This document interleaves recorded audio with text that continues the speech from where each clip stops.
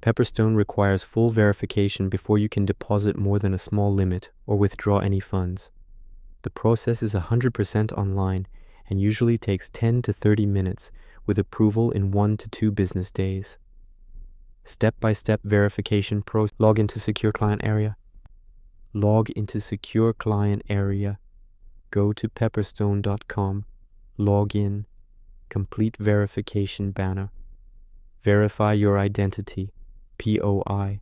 Upload a clear color photo of one of these: passport, photo page, national ID card, both sides, driver's license, both sides.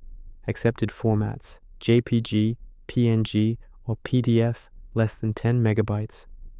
Verify your address, POA. Upload a recent utility bill, bank, credit card statement, or government letter issued in last 6 months showing your full name and residential address. Mobile bills are usually not accepted. Selfie check, if requested. Some regions require a live selfie holding your ID plus a note saying Pepperstone plus today's date. Submit and wait. Click Submit for review. You'll receive email confirmation once approved, usually within 24 to 48 hours.